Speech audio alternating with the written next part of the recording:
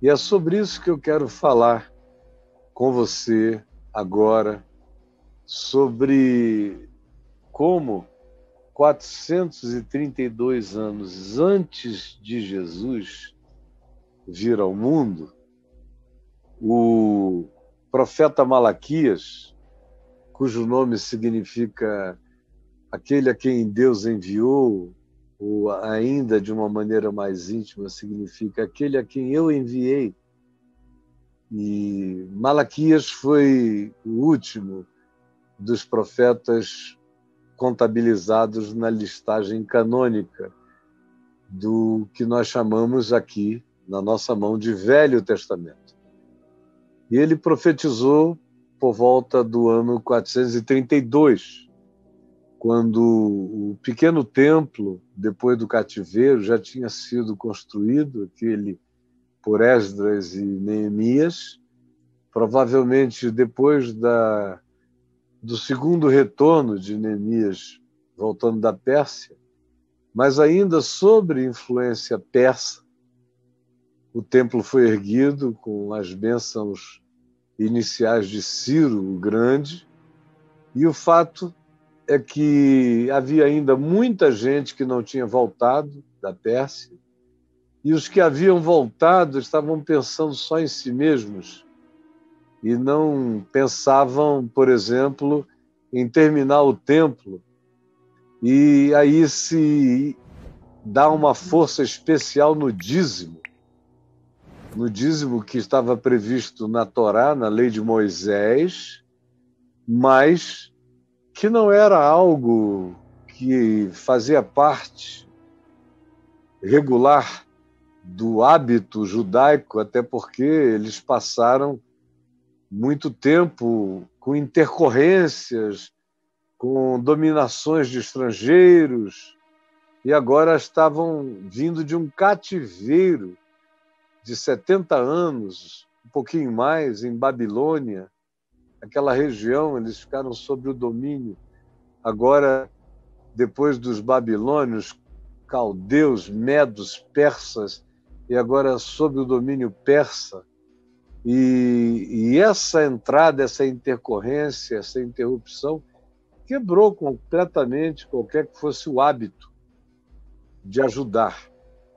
E o que aconteceu é que também os sacerdotes, espertalhões, por isso tem tantas palavras no livro de Malaquias contra os sacerdotes, contra a maldade dos sacerdotes, contra a impureza dos sacerdotes, porque eles pegavam o dízimo do povo, dizendo que era para o sustento do templo, sustento dos levitas, que se dedicavam à manutenção, ao cuidado, às realidades físicas da manutenção do templo e do término do templo, e embolsavam o dinheiro todo e faziam casas maravilhosas, mansões, tudo como é hoje.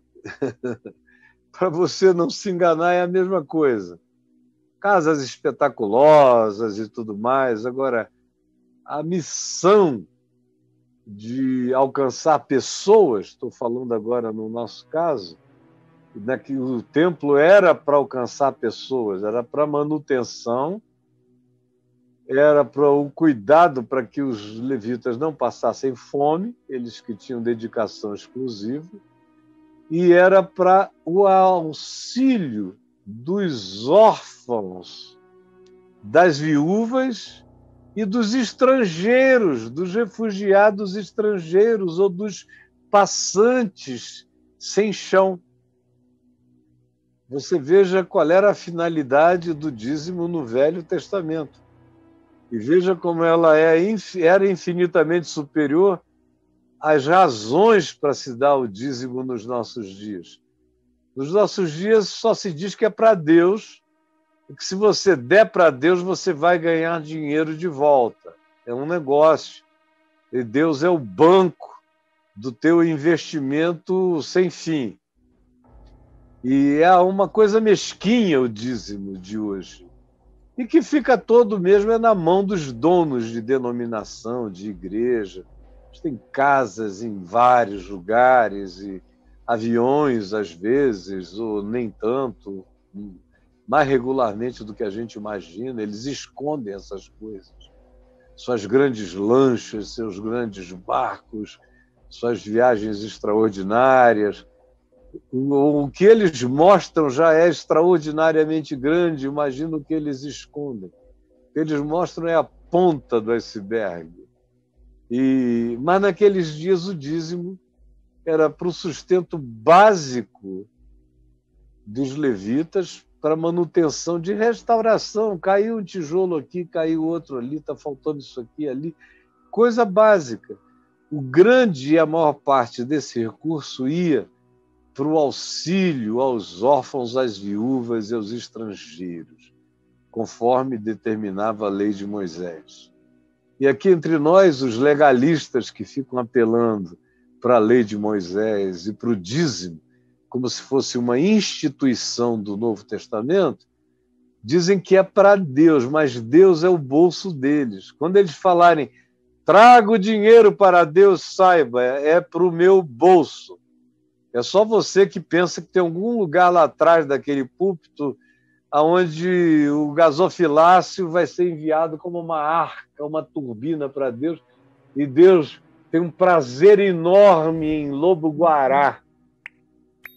Ele que criou a criação toda e o lobo-guará é a criação dele, não tem nenhum prazer em pegar em papel com impressão de lobo e guará. Quem tem é o dono da sua igreja, do lugar que você frequenta. Agora, você faz isso porque quer, enganado porque gosta. O órfão, a viúva e o necessitado continuam a precisar da sua ajuda, do dízimo do seu amor. Então, em 432, mais ou menos, antes de Jesus, Malaquias traz algumas mensagens fortes contra os sacerdotes, traz contra todos os aproveitadores e exploradores do próximo, traz uma mensagem contra aqueles que exploravam o trabalhador no campo e que roubavam o dinheiro, forçando o indivíduo a trabalhar horas e horas por nada, numa espécie de escravidão velada, e traz uma última palavra, que é aquela com a qual ele termina a profecia de Malaquias. Se você quiser, leia o livro todo depois, ele é curto, cheio de perguntas importantíssimas.